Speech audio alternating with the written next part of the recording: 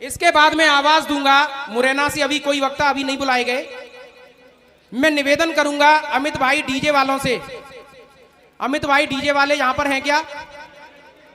मेरा निवेदन आपसे रहेगा कि आप मंच पर आएं और अपनी बात रखें। अमित भाई डीजे वाले, जोरदार तालियों से आप इनका इस्तकबाल करेंगे, स्वागत करेंगे, वंदन करेंगे।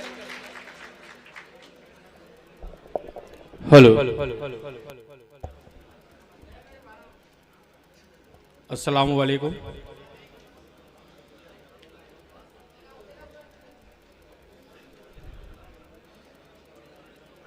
पहले तो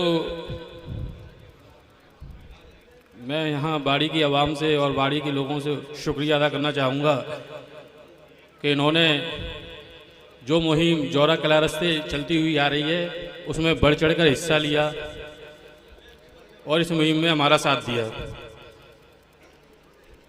उसके बाद मैं आप लोगों से पूछना चाहूँगा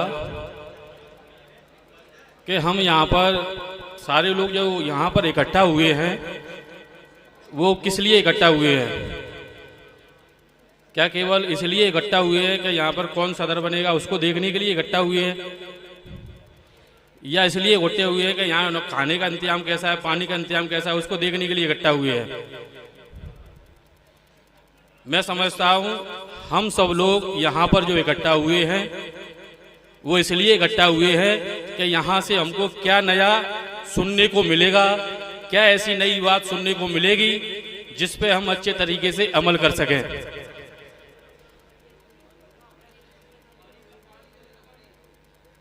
अगर हम कहीं हमको कोई अच्छी बात सुनने को मिलती है, ऐसी बात जो हमें हमारे अमल में लाने लायक बात हमें मिलती है, तो उस बात को अमल में लाने में हमें क्या परेशानी है?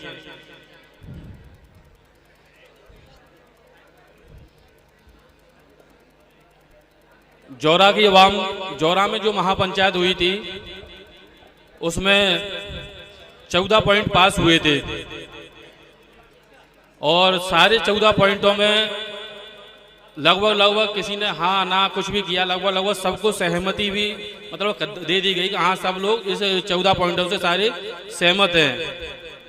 लेकिन मुरैना की आवाम में हम जहाँ जहाँ गए, लोगों से मिले, संजय कॉलोनी वाले एरिया में मिले, मुरैना में हुसैन गली वाले एरिया में मिले, सोलंकी पेट्रोल पंप वाले एरिया में मिले, तो वहाँ की आवाम से भी कुछ नई बातें निकलकर सामने आ रही थी। इनमें से एक बात था लड़का लड़की के विवादित मामले, क्या कमेटी इनको सुलझाएगी? और ये बात एक जगह से नहीं बहुत सारी जगहों से निकल कर आई। तो हमारा क्या फर्ज था? सब लोग हमसे कह रहे थे कि ये बात अगर ये मामला अगर आप नाराकड़ में लाओगे तो हम आपके साथ इस मुहिम में शामिल होंगे, वरना हम आपके साथ इस मुहिम में शामिल नहीं होंगे। तो ये पॉइंट हमने अपनी डायरी में नोट किया। बाकायदा इस पॉइंट को हमने जब मुरैना 7 तारीख को प्रोग्राम हुआ वहाँ पर लेकर आए। उसके बाद सोलंकी पेट्रोल पंप वाले एरिया से एक पॉइंट आया कि दहेज का सामान जो हम नुमाइश लगाकर, खोलकर, सजाकर, प्रदर्शनी लगाकर जो देते हैं, उस सामान को खोलकर, लगाकर, प्रदर्शनी लगाकर, उसकी नुमाइश लगाकर ना दें। इससे क्या है कि हम अपने एक भाई की फिक्र तो करते हैं लेकिन दूसरे भाई की फिक्र छोड़ देते हैं। अब दहेज के सामान पर लोगों का कहना है क्या अगर हम लोग खोलकर, लगाकर, प्रदर्शनी लगाकर नहीं देंगे तो कुछ सामान हम चोरी से दे रहे हैं क्या? सामान हम चोरी से दे रहे हैं क्या? हम क्यों नहीं खोल के दिखा के देंगे? हम पे है तो हम दिखा रहे हैं। अब एक बात बताओ, जो सामान अपन खोल के दिखा रहे हैं या अपन दिखा रहे हैं कि साहब हम कितनी बड़ी दौलतमंद है या क्या हम दिखा रहे हैं सामान को, तो अपना तुम्हारा वजूद क्या है? इस दुनिया में जो सबसे बड़े खजाने का जो मालिक था, नाम था खारून, उसके खजाने की चाबियां गधों पर लदकर चलती थी। और दुनिया का जो सबसे शक्तिशाली इंसान था, उसने एक समय पर आधी से ज्यादा दुनिया फतेह कर ली, चंगेज खान। क्या आज उसका वजूद है कहीं? क्या वो किसी के दिलों पर राज करते हैं? दिलों पे राज कौन करते हैं? हमारे नबी सल्लल्लाहु अलैहि वसल्लम साहब। क्या वो बहुत बड़ी ताकतवर थे, इंसान थे? क्या वो बहुत बड़े खजाने के मालिक थे? क्यों राज करते हैं? क्योंकि उनके अमाल नेक थे। नेक अमाल आज 1400-1500 साल बाद भी हम लोगों के दिलों पे अमाल राज कर रहे हैं। क्यों कर रहे हैं? उनके अमाल नेक थे। तो हम दिखाना, खोलना, प्रदर्शनी लगाना, ये ऐसे अमाल ना करें, पर जो अमाल हमको लग रहा है कि ये नेक काम है, अच्छा काम है, उसको करने में परेशानी क्या है? लोग बाग अब कहेंगे लोग मानेंगे नहीं, ऐसा नहीं हो। अरे क्यों नहीं मानेंगे? अच्छी बात को मानने में क्या परेशानी है?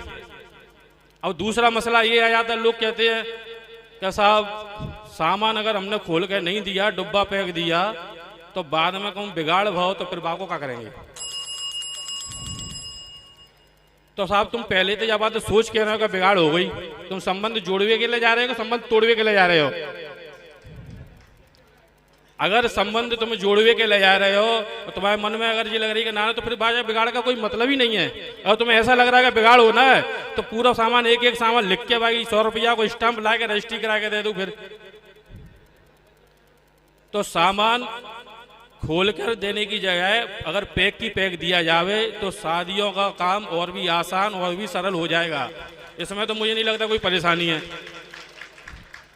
अब दूसरी बात, एक बात निकलकर सामने ये भी आती है कि बाड़ी में हम कुछ प्रोग्राम हो रहा है, यहाँ पर सारे लोग जो बात कर रहे हैं, अभी मौलाना साहब ने एक बात कही कि जो जयमा वाला कार्यक्रम है उसे बंद होना चाहिए, या मुरैना में एक बात कही कि ये दहेज का सामान पैक की पैक करके दिया जाना चाहिए, और जो विवादित मामले हैं उनके निराकरण के लिए भी कमेटियों को कुछ करना चाहिए।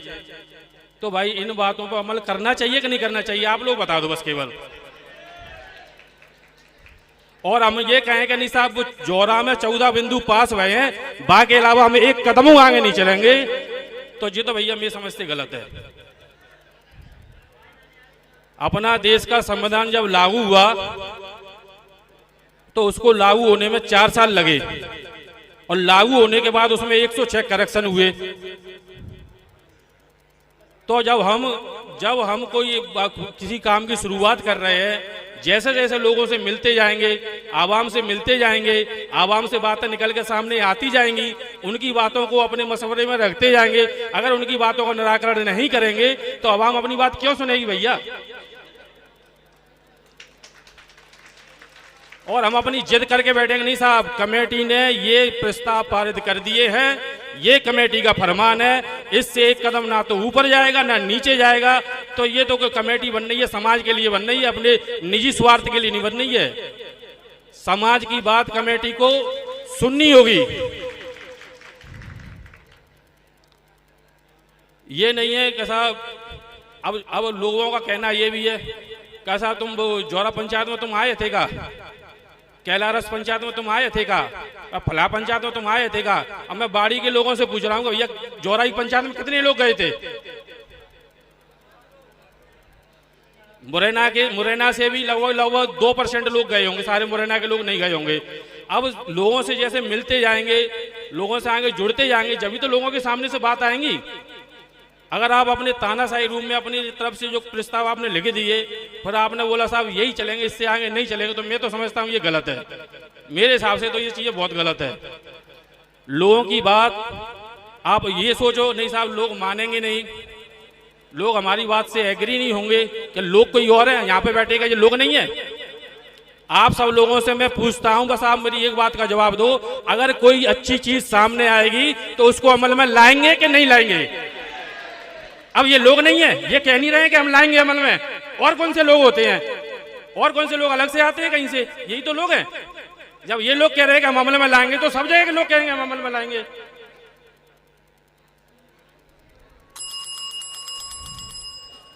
बस मैं ज्यादा कुछ ना कहते हुए अपनी बात को यहीं विराम देता हूं। बस कहना ये चाहता हूं कि सबकी बात सुनो, कमेटियां सबकी बात सुनने के लिए बनाई जा रही हैं। अपना कोई ऐसा नहीं है कि अपने एक चीज मजबूती से खड़ी कर दी, इसके अलावा एक कदम ही आगे नहीं बढ़ेंगे। अस्सलाम वालेकुम। ये थे हमारे मुरैना से अमित भाई डीजे वाले।